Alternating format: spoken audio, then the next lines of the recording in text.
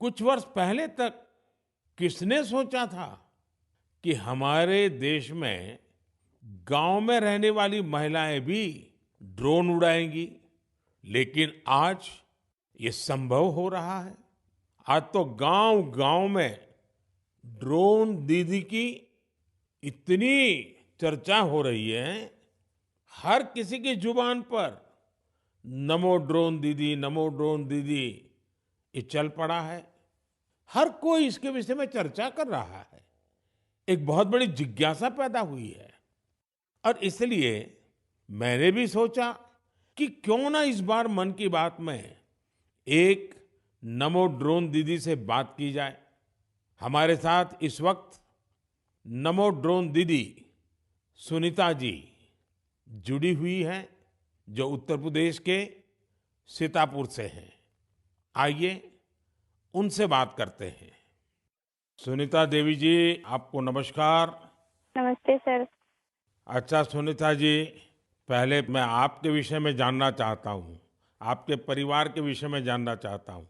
थोड़ा कुछ बता दीजिए। सर हमारे परिवार में 2 बच्चे हैं, हमें हस्बैंड हैं, माता जी हैं मेरी। आपकी पढ़ाई क्या हुई Sunita ji? Sir BA final है। और वैसे घर में कारोबार वगैरह क्या है? कारोबार वगैरह खेती-बाड़ी संबंधित करते हैं, खेती वगैरह। अच्छा सुनीता जी, ये ड्रोन दीदी बनने का आपका सफर कैसे शुरू हुआ?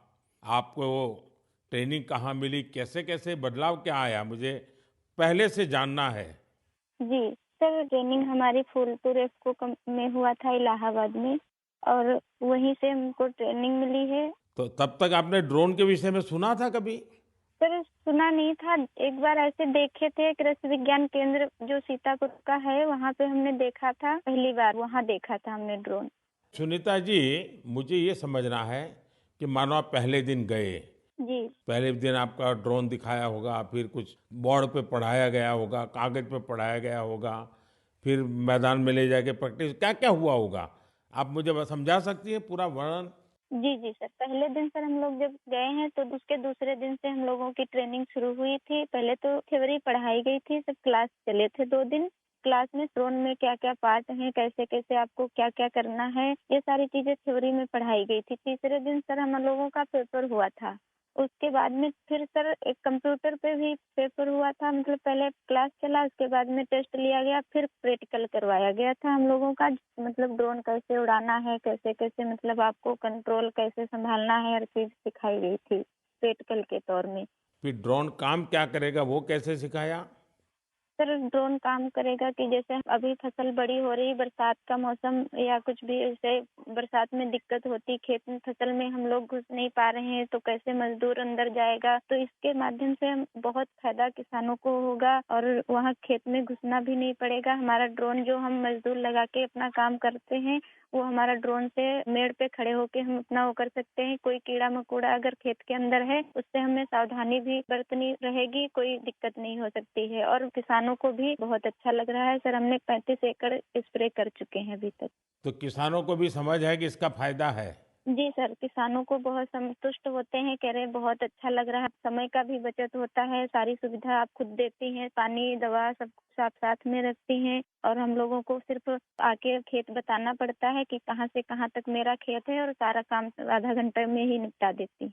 तो ये ड्रोन देखने के लिए और लोग भी आते होंगे फिर तो? सर बहुत भीड़ लग जाती है, ड्रोन देखने के लिए बहुत सारे लोग आ जाते हैं। जो बड़े-बड़े फार्मर्स लोग हैं, वो लोग नंबर भी ले जाते हैं कि हम भी आपको बुलाएंगे स्प्रे के लिए। अच्छा, क्योंकि मेरा एक मिशन है लखपति दीदी बनाने का।